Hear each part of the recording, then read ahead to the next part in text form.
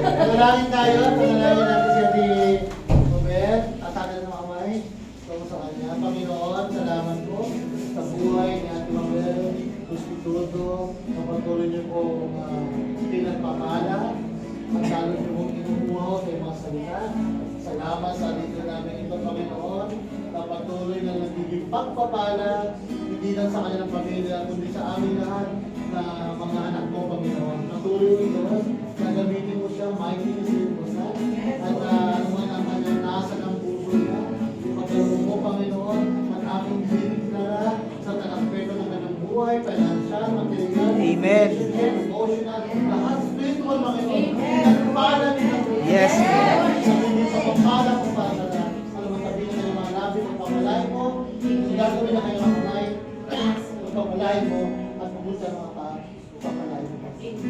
Salamat ang Pilihan Diyos, so siya patuloy na maghari sa kanyang buhay. Sa naman, Panginoon, ang gawin ng kaaway, ay aming pinawasan, Panginoon.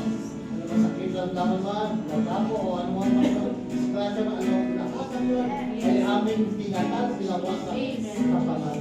Salamat po, dahil alam po namin, siya pinagpalang ng lubos, at pinagulat mo, Panginoon, dahil ni Cristo. Sa pangalan ng aming sa Cristo.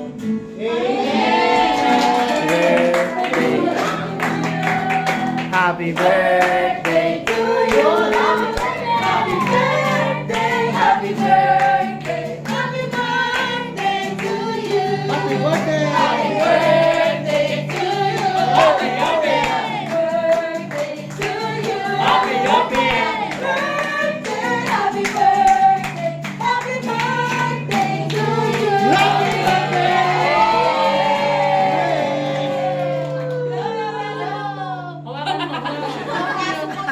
Nararamdaman niya ano?